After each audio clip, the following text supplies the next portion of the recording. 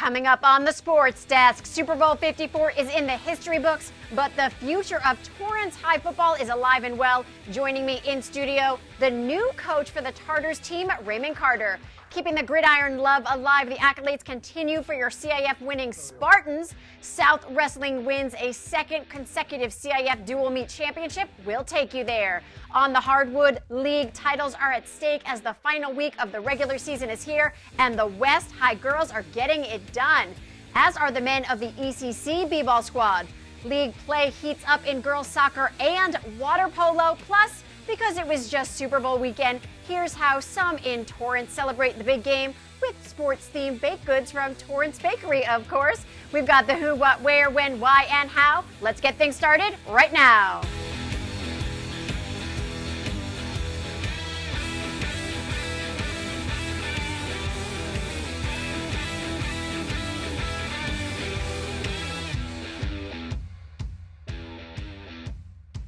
Hey guys, welcome to the Sports Desk, your one source for all things Torrance sports. I am your host, Lesley Robins, bringing you a gateway to the brightest sports stars and hottest sports spots in Torrance.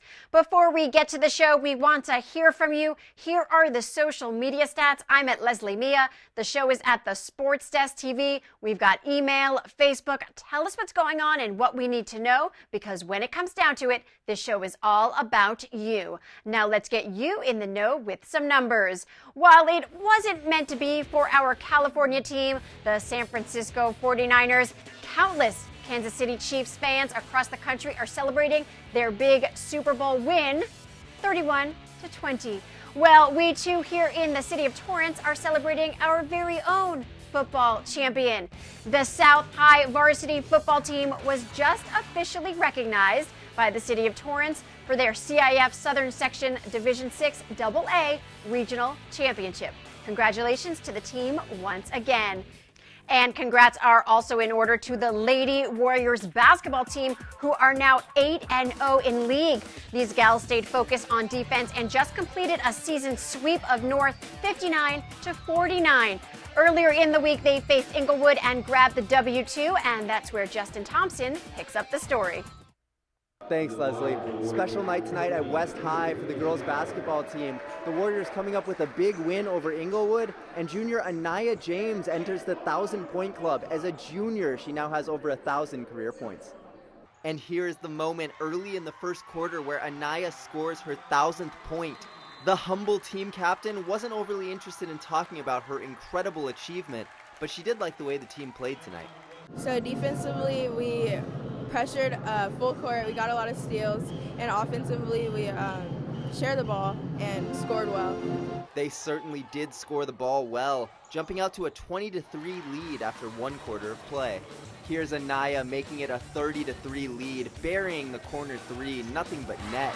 Starting to see how she scored 1,000 points, just making it look easy out there. And West made it look easy as a team tonight, winning this one by a final score of 66-30. The Warriors will now turn their attention to winning the Pioneer League for the third year in a row and winning a CIF championship like they did just 2 years ago. I thought our kids came out with energy. It's been a tough week with the passing of Kobe Bryant, but I think what we just reminded them was just make sure you make every second count, and I think they did that from the get-go today. I think it's kind of, to be honest, my own admiration for Kobe Bryant is that Mamba mentality of always striving to be better. Even through our success, I remind them that we have so much more to give, and every day you have a chance to get better, and we try and optimize that as much as possible.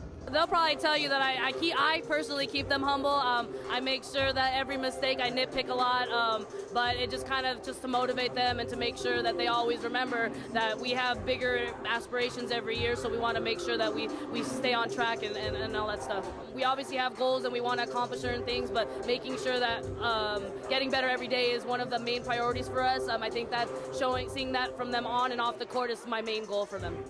North split the week, though earlier they beat Morningside 55-13. They are 6-2 in league. South has been killing it, getting the W over Torrance 31-28, and then Morningside 58-12.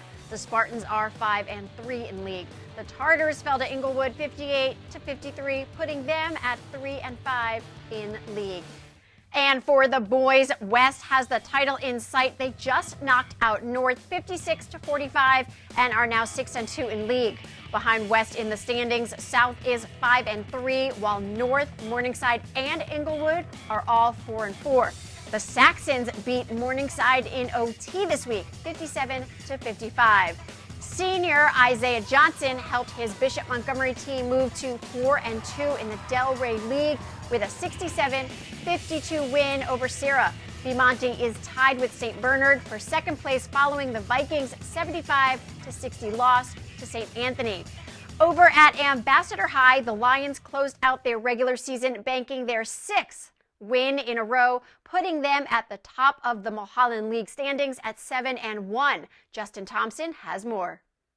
The Ambassador High boys basketball team closing out the regular season on a high note. A resounding 30-point win on their home gym to end the season 14-6 is a pretty good Friday night in my book. Let's get some highlights going. The Lions defense came to play today, forcing turnovers that led to easy buckets in transition. Here's senior Caleb Grant talking about that lockdown defense. I saw a big group effort, definitely, especially on defense. That was what won us the game. Coach has been drilling us, working us, really pushing home the idea that we really need to win with our defense. We have offense pretty much down, but defense is really what's going to win us games. Yes, the defense was great, and Ambassador's other senior, Benjamin Bedoya, had the offense rolling, so the Lions were firing on all cylinders. 78-48, the final score in this one. A great game for the team, sending the seniors off with a monster win. We knew what we had to do to get in. You know, this was a game that we wanted for me and our other senior. We played them last time. We only beat them by 2, and we knew that wasn't who we are. We got some pieces. Some of our transfers got to play this game. You've seen them. And we just put everything we worked together. Our defense stepped up. Our shots were falling, and we were just able to out-rebound them. This is one of the best feelings. This last win, this big win over them, was something that I really enjoyed, and it's going to give us a big motivation for the playoffs. Well, first and foremost, we wanted to honor our seniors, let them go out with a bang. And so we really focused on defense, holding them to under, I think it was 45 points. And so it was a great job. Just the whole team, very proud of them, and I can't say enough of the seniors. After Christmas, we got 2 transfers that were sit-out periods that joined us, and Tyler Wong and Andrew Tariq, and they made a world of a difference. Been great leaders, been great floor generals, and so I can't say enough of them, and they've really helped kind of our program gel and come together. We firmly believe we have to have a big heart, and our strength is that we're a family and a brotherhood. It was a tough day at the office for the men's basketball team at ECC. Melanie Chacon was there. Thanks, Lesley. El Camino College hosted Cerritos and fell to the Falcons 91-62. ECC was coming off of back-to-back losses and dropped their 3rd in South Coast Conference play. Let's get you guys to the highlights. ECC came out shooting. They played great defense against Cerritos and went up 6-0 early on. The Falcons were able to make the adjustments necessary and would go on an 11-0 run, which gave Cerritos its first lead of the game, and they went up 24-17.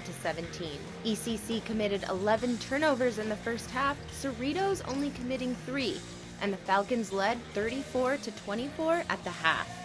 In the second half, the Warriors came out with a fight, but the Falcons' lead continued. Cerritos would go on a 17-2 run, leading 54-31 with over 13 minutes left to play. The Falcons' momentum would prove to be too strong for the Warriors to overcome, and ECC fell to Cerritos 91-62. I think just coming back from halftime, we kind of got a little bit cold during halftime. So when we came back, we didn't come back with the same intensity. So I think that's kind of where we fell off, because we were with them in the whole first half, and we were actually competing. And then the second half is kind of where we fell off, and they went on that run, and we kind of couldn't recover from that. Coming out, I just was trying to get into my rhythm. When I came out, I hit, I think, my first 3 shots. So that really got me into the game, and it allowed me to feel real comfortable and be able to shoot with confidence. The first one was a layup, so any bucket counts, and any bucket really helps your confidence get up. So it just allowed me to play with confidence the entire game. For our game tonight, our game plan was to clearly like pack line and not let their bigs get off and have them shoot around the perimeter. But they got off to a hot start, which then we had to kind of negate our game plan, and then which allowed them to dump it in and officially get off. My mindset was just continue to keep on pushing. So I knew the only way we have a chance to win is if I stay aggressive and if Vasquez and I stay aggressive. So my mindset was just keep on going. With the recent passing of beloved NBA great Kobe Bryant, the players shared what he meant to them. Kobe Bryant meant a lot to me. I mean, I watched Kobe growing up, and he meant the world to me. Like, he was probably one of my idols that I look up to. I mean, not only what he did on the court, but like the mentality he had, Mamba mentality, and just how hard he worked. So, like, I was definitely sad when Kobe passed, but I kind of told myself that just to carry his legacy, and he's always here. He's always going to be here because I'm going to carry his mentality and his legacies. As a Kobe fan, and like I watched him growing up as well as Vasquez, and he epitomized working hard. So if you want anything in life, you have to work hard and go after it. And day after day, he did that and showed it. And for that, he has forever changed my mindset of going after what I really want. 2 days later, the men fell again to LA Southwest 68-55, putting them at 5-17 overall, 0-4 in conference. The women's team is a different story. They are 4-0 in conference, 9-12 overall after getting 2 dubs in a row. First against Cerritos, 57-53, and then against LA Southwest, 53-44. Okay, coming up, the new Torrance High football coach joins me in studio, and this man has big plans. It's a race to the Pioneer League finish in soccer and girls water polo. Plus, South Wrestling wins big once again. Stay tuned.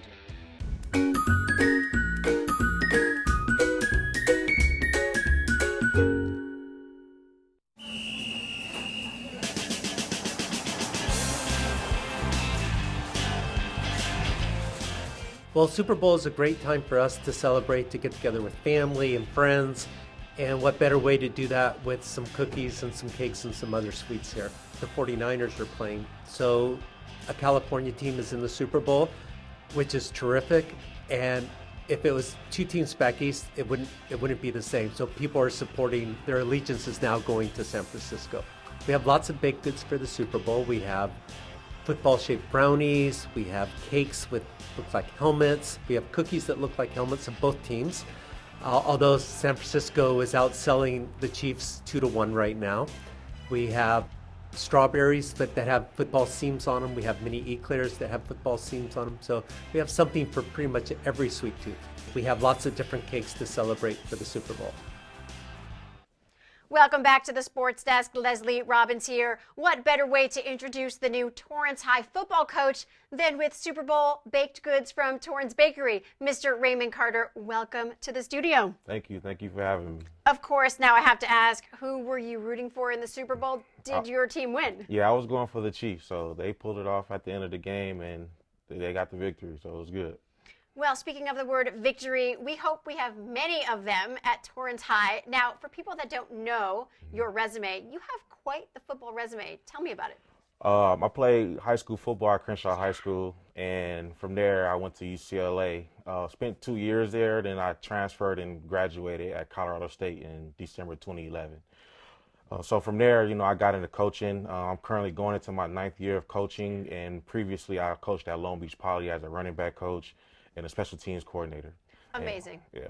Now, how is your experience at Long Beach Poly going to transfer to Torrance High? It's just bringing the attitude over. I'm a firm believer of laying the foundation and setting the culture, so everything starts first, and that's kind of what we're doing now. I got my 3 phases of success, and right now that's our first phase that we're going through is laying the foundation, setting the culture. So you have met the students, you've met some parents. Tell me what that's like now. You're at the helm. Yeah, I'm at the top now. It's exciting, they seem receptive of me. They're excited for the change. So it's just a matter of just, staying on track and staying on the same page with everyone. Just get everyone to believe, what we're trying to do as a program so we can try to excel this team. What are you trying to do? Besides win, of course. Well, win, of course, but my main thing is always taking care of the kids first. I want to put them in a situation and environment where they can, be happy, and more importantly, yeah, we want to win games, but we more importantly want to take care of these kids once they leave the school as well. So that's what we're trying to do. Now, they were under the leadership and guidance of Coach Rock Hollis, who was at the school for 29 years before he retired. Yes. Very big shoes to fill, of course. So have you spoken to him? Did he kind of give you any words of advice? I reached out to him via email, just to show my respect. Any man that gives his time for 29 years to the student athletes and, to take care of them and provide them in many ways. I want to show my respects, because I know a lot of time goes into it, and I want to just give off my respect, just me coming in as a head coach. But yeah, we exchange emails, but I always want to come in, just make sure I show respect to the previous coach. And how were the students towards you? Were they kind of receptive to, okay, we got a new guy in charge now? Yeah, we got some excitement there. Like I said, we're going through our phase 1, so right now we're really hitting the off-season training right now. So, I can see the excitement. I can see the intensity in there. So, like I said, it's just a matter of just being consistent so that can carry on to when we go on the football field. Now, you've been a head coach before. This is your second head coach job. Yes. Yeah, so I was not previously, but a couple years ago, I was a head coach at Diego Rivera High School in Los Angeles. I was there for 3 seasons.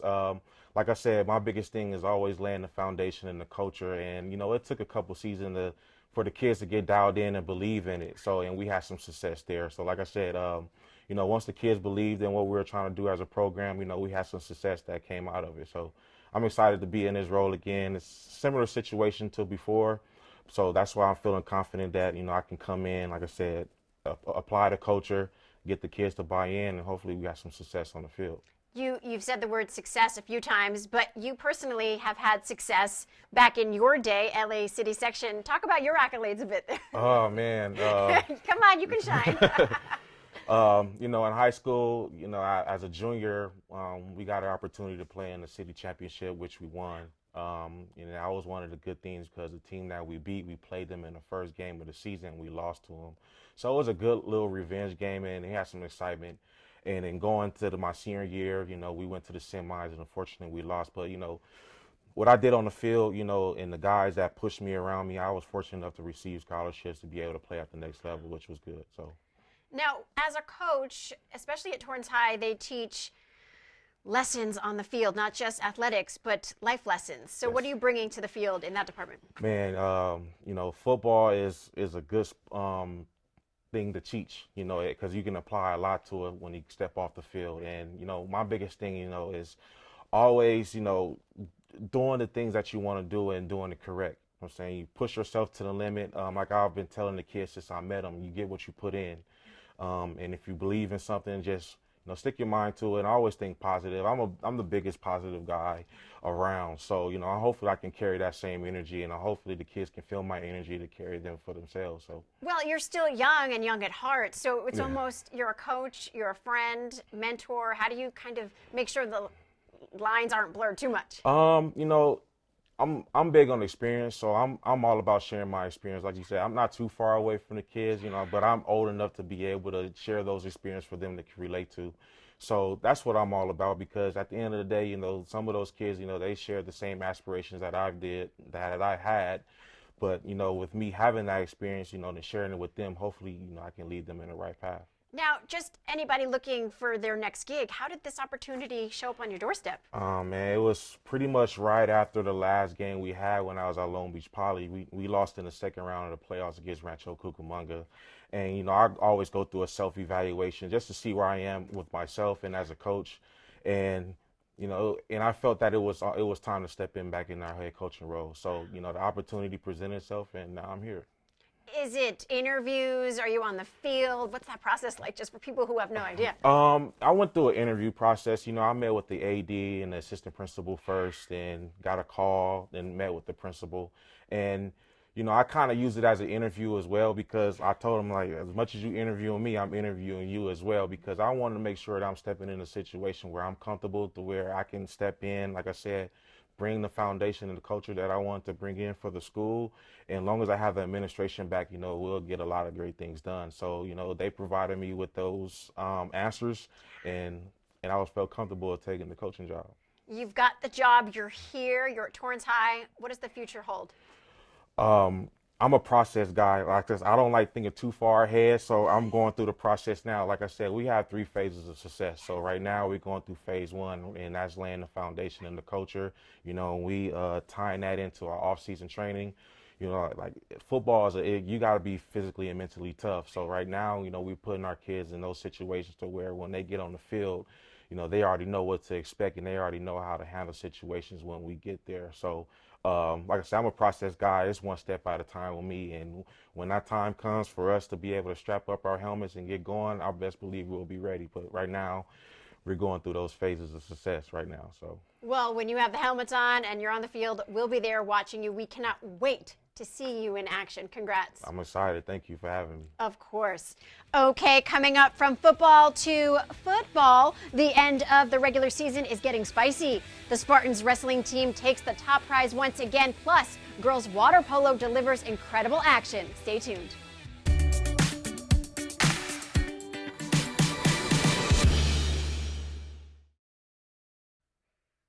Welcome back to the Sports Desk. Lesley Robins here. To the pitch we go, and it was a Pioneer League showdown in soccer between the ladies at North and West. Melanie Chacon has more.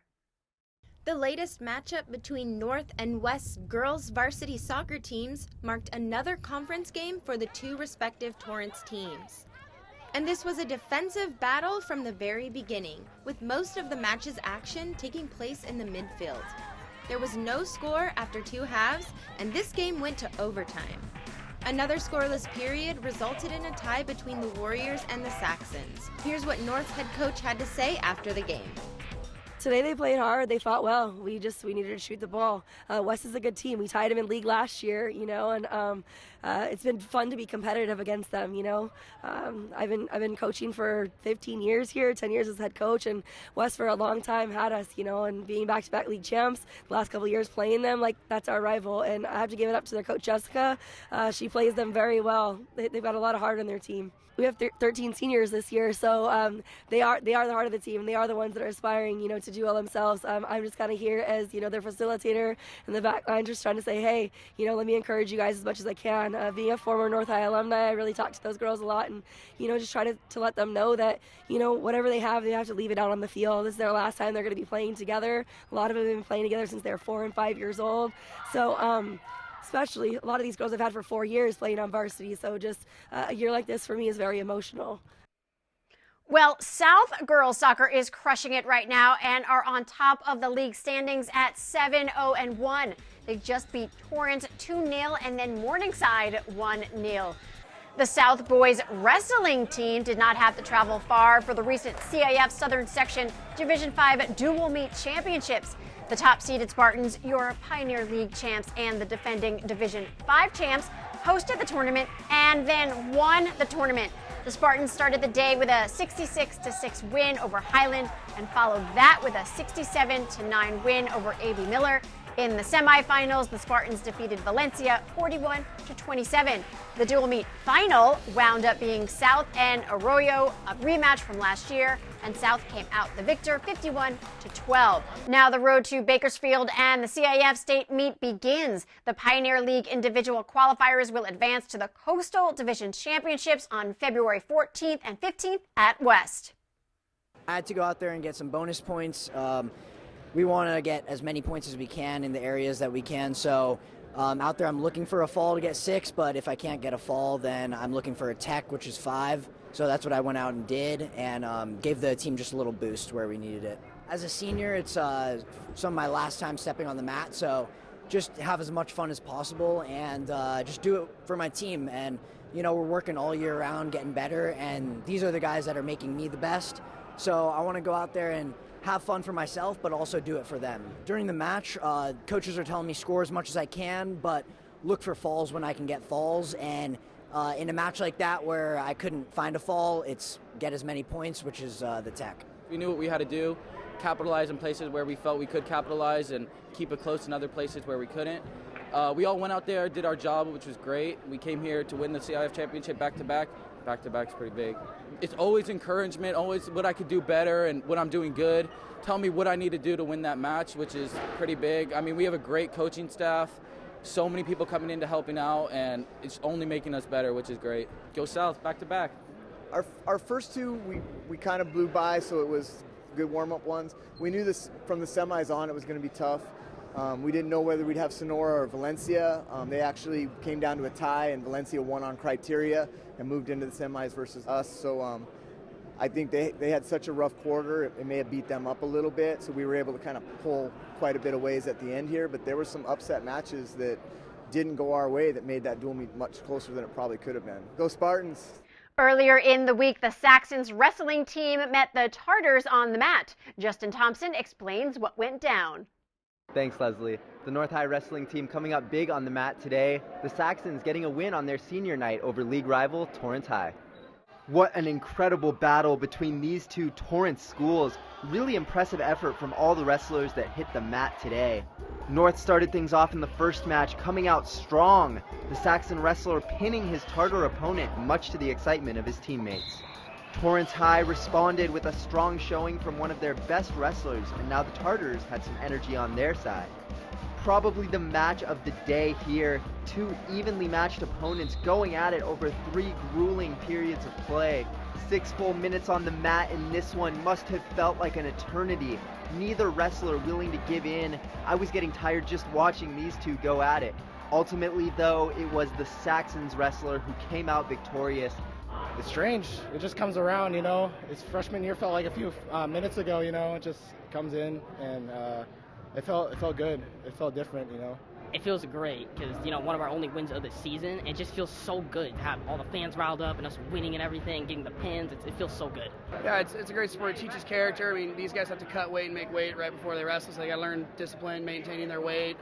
They got to train every day, run. If you don't run or get your cardio in shape, it shows when you wrestle. So some guys get tired a lot sooner than other guys because they didn't put in the work. So you really see who invests in vests when you see a match happen. You see who did the work, who worked hard. They need to be technically proficient, so we go through a lot of technique, and then we also do some conditioning through whether it's live wrestling, so sparring. We also twice a week we're in the weight room doing a circuit training, so keeping the muscles strong, keeping them moving. The great thing about wrestling is it's a team sport and it's individual, so there's some individuals that have some goals. So some it's just to go to CIF, others it's to be a league champ, others it's to go past CIF. So we got a couple of those guys, and we're going to talk to them over the course and make sure we get those goals solidified as the season starts. And Pioneer League action nears the finish line in girls water polo as well. Melanie Chacon is on it. It's another week of league play here at the Torrance Aquatic Center. Torrance hosted South, and this game went not 1, not 2, but 3 overtimes, and South got the win over the Tartars 7-6. It was a battle from the beginning, with both Torrance and South playing stellar defense and only giving up 1 apiece in the first quarter. The girls played harder in the second, and Torrance led it 3-2 at the half.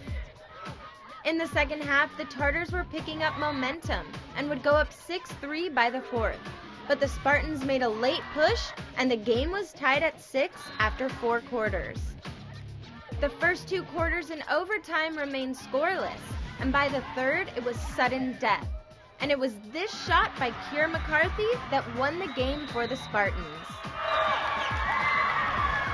It was really exciting. I mean, I was super tired at the end, so when I shot, I was just really happy that we finally won. I feel like we put so much hard work into that game. It all finally paid off with that last shot. It means so much. I mean, this is only our 2nd year having a whole water polo team in our school, so to already win league in our 2nd year, it's a huge deal. We've come such a long way as a team, and I'm so proud of everyone.